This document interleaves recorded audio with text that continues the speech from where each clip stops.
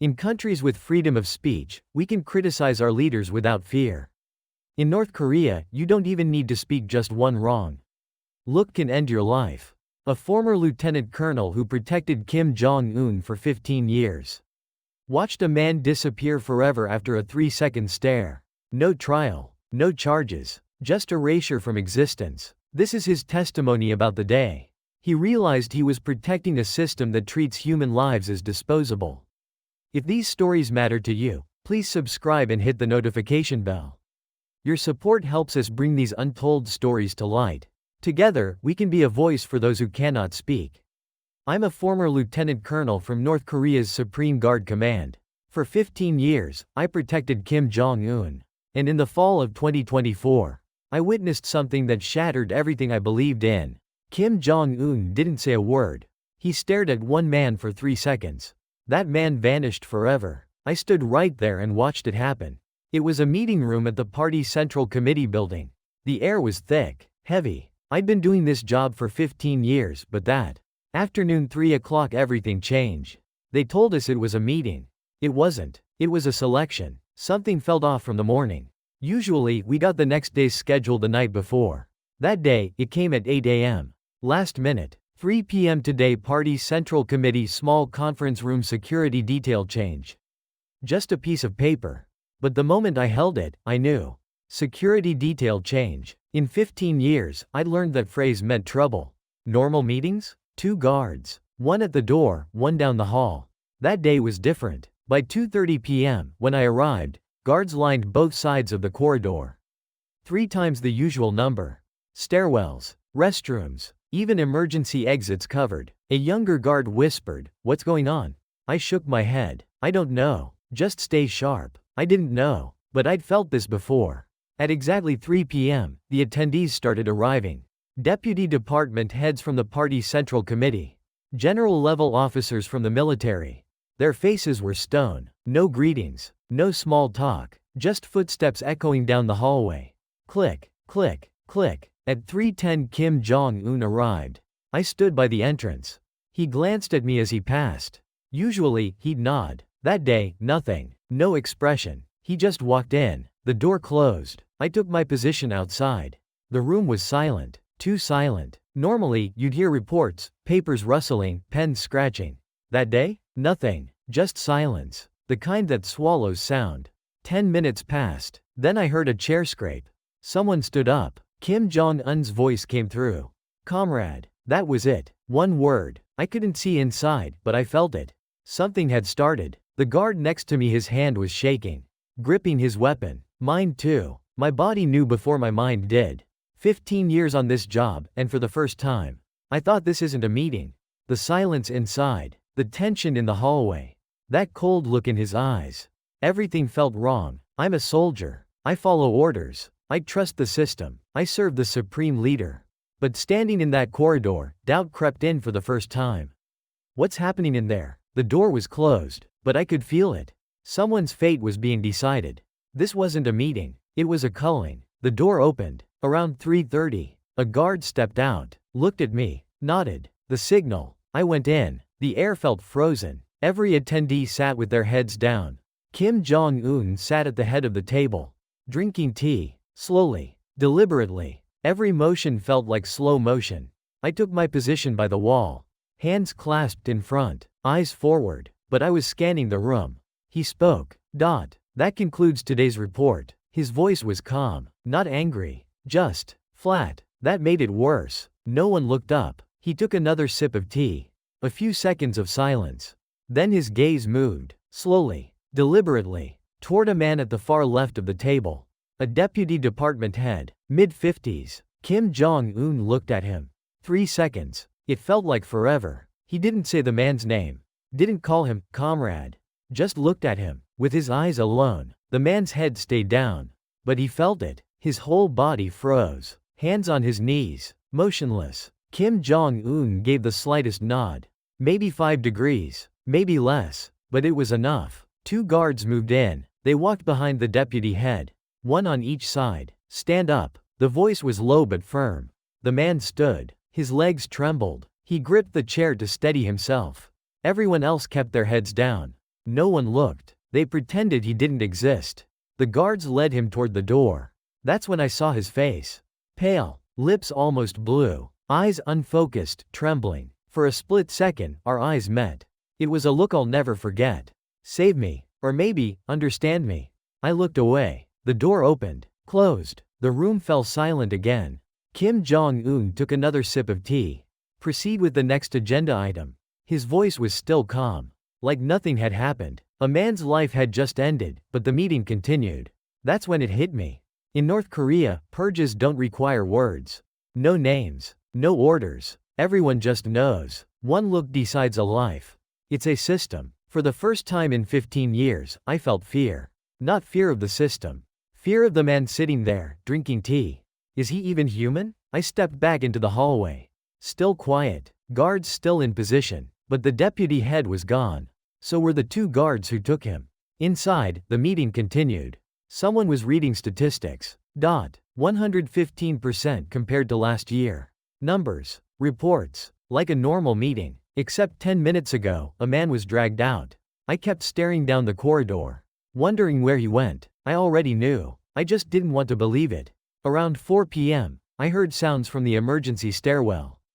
Footsteps. Multiple people going down. Thud, thud, thud. Heavy shoes. And between them, a dragging sound. Scrape, scrape. Someone resisting. Or maybe their legs had given out. I turned. Looked down the hall. Other guards turned too. We made eye contact. But no one spoke. We just listened. The footsteps faded. Down to the first floor. Out of the building. A car door opened. Thunk. The door slammed. An engine started. Vroom. The car drove off. The hallway went silent again. Inside, the meeting droned on. Next, the light industry sector. Like nothing happened. That's when chills ran down my spine. This is North Korea. Economic reports inside. A man dragged away outside. Both at the same time. And no one even lifts their head. The young guard next to me whispered, "Where?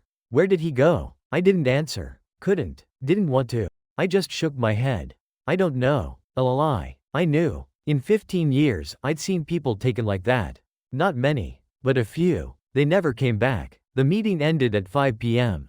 The door opened. Attendees filed out. Faces rigid. No eye contact. Just heads down, walking out. Footsteps echoing. Click, click, click. Kim Jong Un came out last. I saluted. He glanced at me as he passed.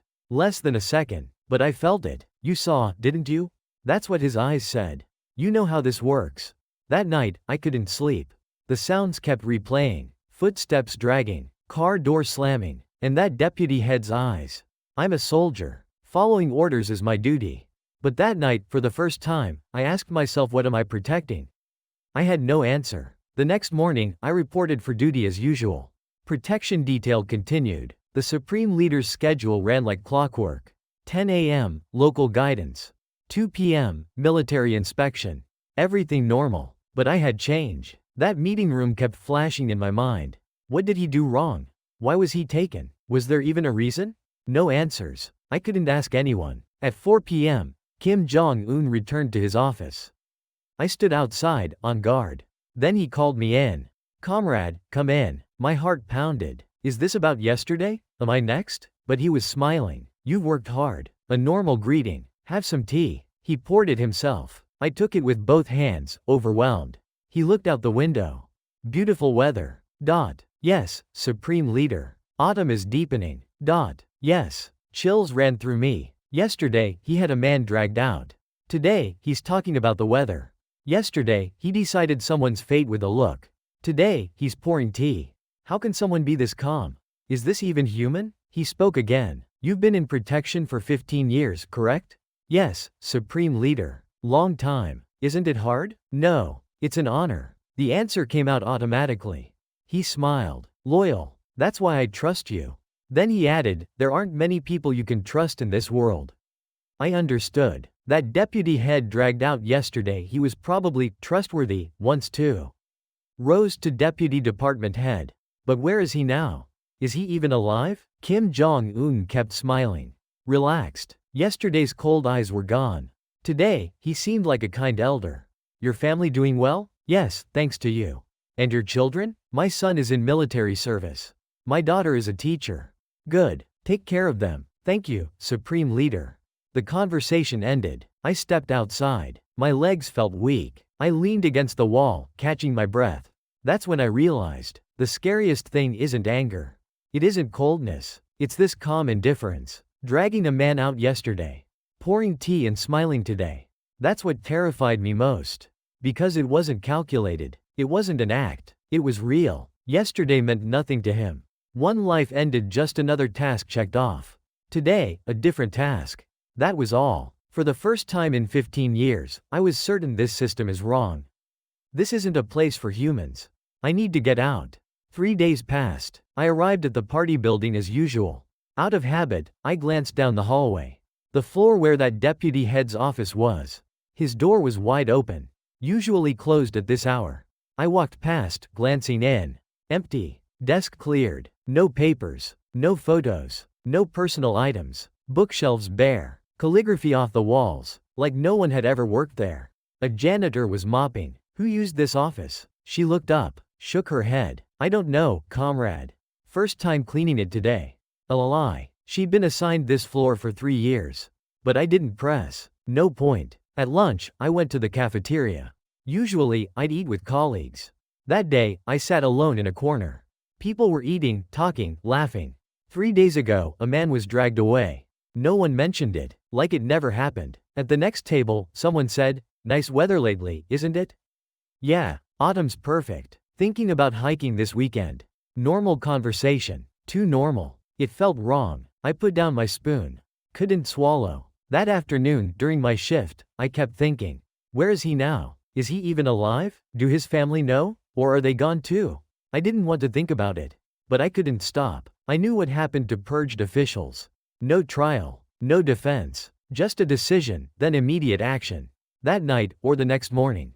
Taken somewhere. Never returned. No record. No death notice. Just gone. Erased. Days later, there was a party meeting. I checked the attendance list. The deputy head's name was gone. Replaced by someone else. His successor. Already appointed. In less than a week. After the meeting, I saw the new guy. Early 50s. Looked pleased. Happy about the promotion. I thought, does he know? Does he know what happened to his predecessor? Does he know it could happen to him? This is North Korea. Someone disappears, someone else fills the spot. The system doesn't stop. One person gone, it keeps running. And everyone pretends not to notice. Because knowing is dangerous. That night, I went home and looked in the mirror. 48 years old. Not young, not old. But the face staring back felt like a stranger's. What have I been doing all these years? What have I been protecting? No answer. A month passed. The party building ran as usual. People came to work, held meetings, went home. No one talked about the deputy head. One day, I went to the archives. Looking for past meeting records for work. Found the 2024 files. And there it was, the record from that meeting. I opened it, looked at the attendance list. Names lined up, but his name wasn't there. He'd attended, but his name was missing. I counted again. 12 names, but there had been 13 people. One name deleted. I checked the meeting notes, reports, statements, but nothing from his department. Completely removed, like that report never happened. I closed the file. My hands shook. This isn't just death. It's erasure. From records, from history, from existence itself. I started checking other files. Past meeting photos. Photos of the Supreme Leader with officials. I remembered one from last year's New Year event. The deputy head had been in it. I found the photo, but something was wrong. An awkward gap between people. Someone had been edited out. I remembered the original. He'd been standing right there. But now, he was gone. In North Korea, being purged is worse than death. Death leaves a record, a grave, but erasure? Your name disappears. Your photos vanish. Your records are deleted. 30, 40 years serving the system gone in a day. Like you never existed. That night, I came home. My wife had made dinner. Long day? Yeah, eat. I made your favorite soybean paste stew. Normal conversation. But as I ate, I kept thinking. If I'm erased, what happens to them? To my wife? My son? My daughter? Can I protect them? Or will they be erased with me? I couldn't swallow. That night, I made a decision. I have to leave. Before my name is erased. Before my family is sacrificed. 15 years I gave to this position. But it won't protect me. I could be dragged out like that deputy head. Erased. I didn't want to be a cog in this machine anymore. The decision was made, but escape wouldn't be easy. I'm a guard. I protect the core of the system. If I disappear, searches would start immediately. Border lockdowns, family investigations, everything. I moved carefully, kept working as usual, no suspicion, attended meetings, performed duties, filed reports, but every day, I planned. How do I get out? The chance came 2 months later. A local inspection trip, Pyongyang province, near the Chinese border. I volunteered for the advance team. I'll go as advance detail. Colleagues were surprised. Usually no one wants that assignment. But they didn't refuse. A week before departure, I told my wife, I'm going on a business trip next week. Where? Pyongyang province. About 2 weeks. She packed my bag as usual.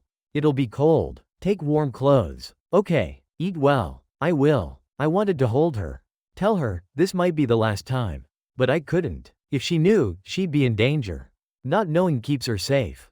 That way, when they investigate, she can honestly say she didn't know. The night before I left, I visited my parents in Pyongyang. 6 hours by train from Pyongyang. The house I grew up in. My mother opened the door. Why so late? Just business nearby. Have you eaten? Yes. I spent the night with them. My father asked, work going well? Yes, father. Protecting the supreme leader, it's an honor. Yes. My mother held my hand. Don't overwork yourself. Take care of your health. Yes, mother. I couldn't sleep that night. Watched them sleep. Mother, 81. Father, 83. Both aged so much. This might be the last time. At dawn, I left quietly. My mother woke to see me off. Be careful. Yes, mother. You'll visit again soon? I couldn't answer. Just nodded. A lie. I arrived in Pyongyang province in early December 2024. Freezing. About 5F. As advance detail, I prepared security. And watched for my chance. On the third night, it came. Night patrol duty. Border area. I was assigned alone. 11 p.m. to 2 a.m. This time, this place. My only chance. During patrol, I checked the terrain. The Tumen River appeared. Frozen. Beyond it, China. I looked at my watch. Midnight. I turned off my radio. And started walking. Toward the river. I crossed the ice. Some spots were thin, but I didn't stop. Didn't look back. Just walked. One step at a time. I reached Chinese soil around 2 a.m. My feet were numb. My whole body shook. But I kept walking. Until I saw a village. What followed was long. Hiding in China. Korean Chinese helping me reach Southeast Asia. Getting to the South Korean embassy. 3 months. Every day, I wondered. Was my choice right? Is my family okay? In March 2025, I arrived in South Korea. When I landed at Incheon Airport, my legs gave out. I'm alive. At Hanawon, I received adaptation training. Democracy. Market economy. Human rights. New words. Or words I'd heard in North Korea, but with different meanings. For the first time, I learned what real freedom was. One day, a staff member asked, would you be willing to testify? Testify? Yes. About conditions inside North Korea. I hesitated. Testifying would expose me. My family in the north could be in danger. But I decided. I had to speak. Because I saw a man vanish with just a look. Erased without his name ever being called. And everyone's silence. I'm giving this testimony now. How Kim Jong Un purges people. Silently. Without emotion. Like a system. And how everyone stays silent. This testimony might endanger my family. My wife and children in Pyongyang. My parents in Pyongyang. I may never see them again. They might suffer because of me. That thought tears me apart. But silence is complicity. If I don't speak about what I witnessed, I'm part of that system. In 15 years of protection, I saw a lot. And I stayed silent. That's my sin. So I speak now. North Korea is not a place for humans. Kim Jong Un is not a god. That system is not just. I needed to say this. Freedom isn't free. I gave up 15 years of my career. My family. My homeland. But I don't regret it. Because here, I'm human. Not erased. I have a name. Someday, when reunification comes, I want to go back to Pyongyang. See my wife and children. Visit my parents' graves. And pray that this land becomes free.